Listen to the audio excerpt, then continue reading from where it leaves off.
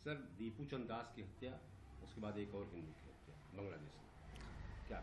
बहुत ही दुर्भाग्यपूर्ण है। भारत सरकार को तत्काल प्रभाव से संज्ञान लेना चाहिए। हमारी विदेश नीति, हमारी कूटनीति किस दिन के लिए बनी है? हमारे हिंदू भाई बहन, चाहे पाकिस्तान हो, चाहे बांग्लादेश हो, चाहे और भी कोई देश हो, अगर वहाँ मारे जा रहे हैं, पीटे जा रहे हैं, उनकी हत्या की जा रही है, उनको एक प्रकार से दबाया जा रहा है, कुचला जा रहा है, और दूसरी तरफ सरकार कहती है कि हम बहुत बड़े हिंदूवादी हैं, हम हिंदुत्व का झंडा लेकर चलने वाले, हम सनातनी हैं। कैसे हैं आप? कैसे देश आप पर विश्वास करेगा?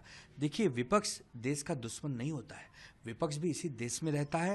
विपक्ष सरकार को सहयोग भी करना चाहता है। जब आपने पहलगाम के बाद पाकिस्तान को करारा जवाब दिया तो पूरा विपक्ष आपके साथ हुआ। आज वैसे ही एक बहुत बड़े हमले की आवश्यकता है बांग्लादेश पर। अरे पिस्सू जैसा देश, बांग्लादेश की कोई हैसियत है? जिसको बनाने वाले हम हैं, जिसके जन्मदाता हम हैं, उस देश आज हमको आंख दिखा रहा है, और प्रधानमंत्री जी और जयशंकर जी इस पर कुछ बोलने को तैयार नहीं है।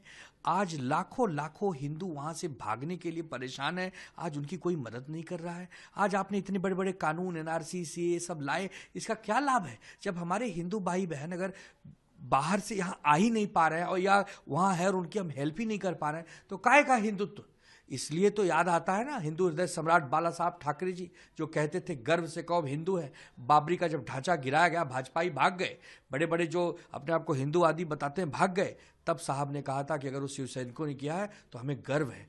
ऐसे आज हम सरकार में नहीं है, आज हमारी पास उतनी ताकत नहीं है, हमारे पास केवल 9 सांसद हैं, इसके लिए हम कुछ कर नहीं पा रहे। अगर आज हमारी सरकार होती तो उनके घर में घुस के उनको उन्हीं की भाषा में जवाब देने की ताकत हम रखते हैं।